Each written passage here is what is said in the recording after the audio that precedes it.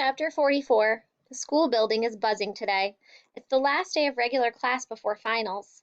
Jaden walks backward as we go to lunch, telling some complicated story involving water balloons. He's already almost run into 3 people, partly because of his wild hand gestures, partly because of the backward walking. I laugh, but Zuri is subdued. So, what's everyone doing over the break? Jaden asks, taking his usual stool at our table. I'm staying home. No trips. Boring. I elbow him. Not boring the whole time. Yeah, he's shining even thinking about Seth. But Zuri just sighs. Jaden and I look at her. My sister's coming home from college for Christmas. What, is she an ogre or something? Jaden asks. Zuri rolls her eyes. No, she's bringing a boyfriend. Mr. and Mrs. Ogre? I ask. Zuri sits up straight. Oh my God, don't even joke about that. She better not. She's way too young. She has her whole life to get married. It doesn't have to be now. So, Jaden makes sly eyes at Zuri. I take it you're not a fan? He's going to ruin Christmas, Zuri slouches. He'll eat all the pork, my mom's special recipe from the island. I just know it. And that's what you're worried about? I ask. No, it's just I want to see my sister, not him. I try to think of something helpful. Can you do something with just her, like go to the mall or ride bikes or something? Or can you send him on a long errand with bad directions? Jaden says, smirking. Zuri lets herself smile. I mean, she was my sister before she was his anything. Now that's what I'm talking about, Jaden says. I'll switch with you, I say, finishing the last bite of sandwich. We fly to Guatemala tomorrow. My stomach still curdles when I think of it. How long is the flight? Zuri's eyebrows pull together like she's trying to see Guatemala on a map in her head. 4 hours. How's your Spanish? Jaden asks.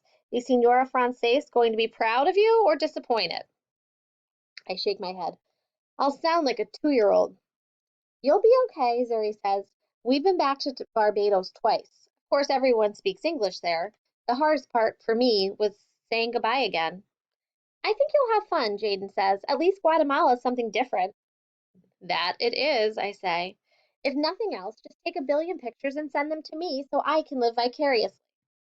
Maybe Jaden's got a good point. I still feel dizzy thinking of all the Spanish I won't understand for 2 weeks, but part of me will be glad to be a different me in a different place, starting the new year. I somehow forgot that eventually, in just 2 weeks, the Guatemala trip will be done and we'll be back to school. When we get back, it'll be a new year. Everything keeps changing, Zuri says, frowning. Nothing stays the same. I try to think of something that does. Your own courage, I blurt out, remembering a Cervantes quote. What? Zuri says.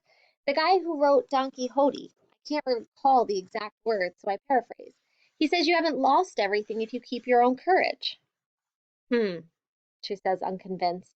I'm not convinced myself. Courage that I could use. And how can I keep it if I don't have it in the first place? The bell rings to send us back to class, but we can't leave like this, feeling anything but courageous on our last lunch together before break. Jaden rummages in his backpack. Hey, look! He holds up 3 popsicle sticks. Popsicle sticks? I ask. Extras from my project. He pauses. Or, they appear to be, he says in a magician's voice. Zuri gives him a what the heck are you talking about look. They might look like ordinary popsicle sticks, Jaden says, but these are courage sticks. I raise my eyebrows. Hold on.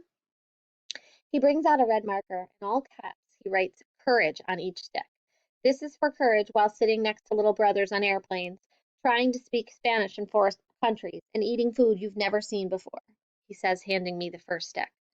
This is for the courage to handle boyfriends from hell, dwindling supplies of pork, and big sisters who forget, if only momentarily, how important little sisters are.